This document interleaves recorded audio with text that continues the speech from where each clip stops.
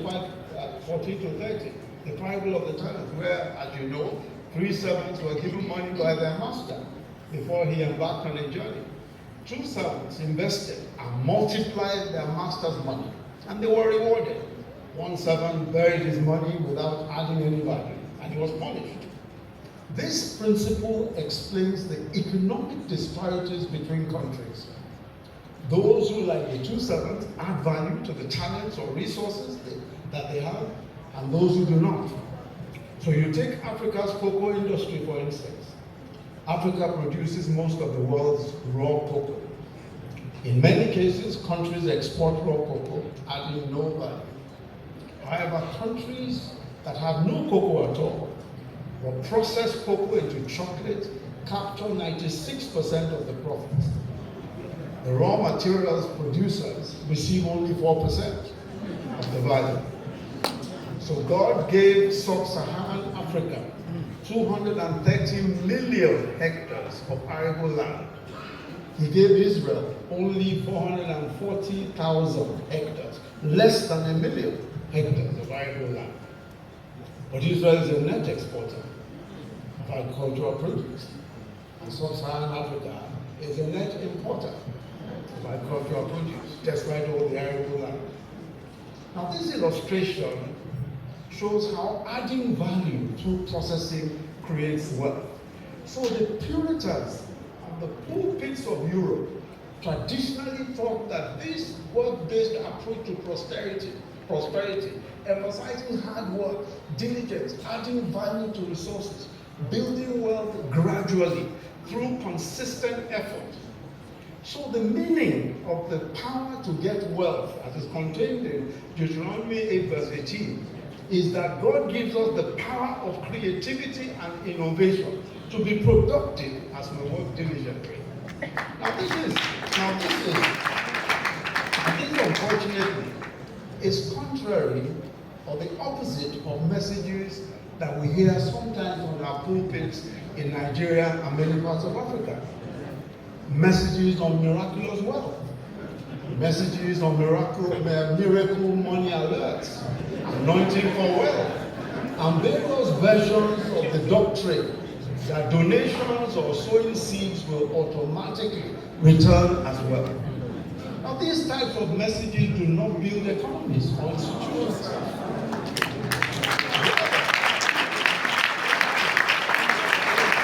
Rather, they create a mindset that wealth will come by supernatural means, and they urge that we ignore the work and productivity and that we focus on the miraculous.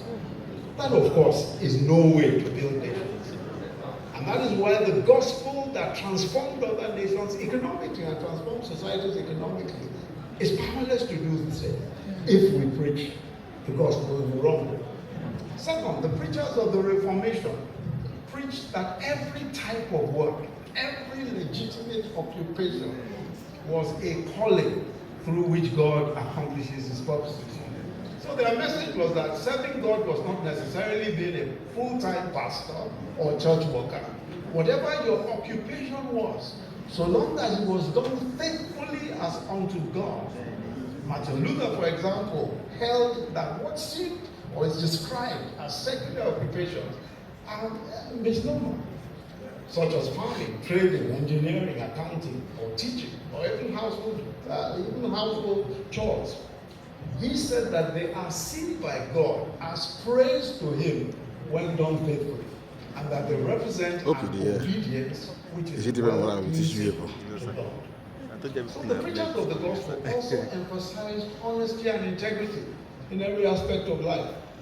The church in Germany, for example, had a catechism on the 10 Commandments, which was taught regularly. So, for example, the commandment, "Thou shalt not steal," was broken down into various practical implications. So if you're an employee and you use your employer's time for your own benefit, you're stealing because you are being paid and not working for your pay. And they give a practical example. They say even if you leave work to attend a church service without the permission of your boss, you are stealing because you are getting paid without working. So taking money that does not belong to you, yes. average German worker developed a strong work ethic and strong values of integrity. John Calvin, who established his ministry in the very important business and trading city of Geneva in the 16th century, he preached that honest and fair trading practices were important in glorifying God. So he preached to the congregations in Geneva, and of course it was a great influence all over Europe, that even to glorify God, that you cannot glorify God without being an honest person, without being an honest trader. You cannot glorify God. He taught that cheating in commerce was a sin against the image of God in my brother. Preach it. Calvin, through his teaching and preaching and advocacy, got the authorities of the state of Geneva, which later became a part of Switzerland, to enact laws to ensure that the use of standardized weights and measures in trading came into force, and also to prevent cheating and dishonesty. Calvin's model influenced Protestant towns across Europe. Many of them adopted similar ordinances and enforcement bodies. And so they laid the early foundations for consumer protections and corporate accountability in modern legal systems. So when we talk about consumer protection today, when we talk about corporate accountability today in our legal system, these foundations were laid by John Calvin and the Protestants of that time. The vigorous teachings from the pulpits on ethics in business, ethics in factories and places of work led to a revolution in the work ethic in many parts of Europe, which is why the work ethic of honest, hard work and diligence was actually named after Christians of that era. It was called the Puritanic work ethic.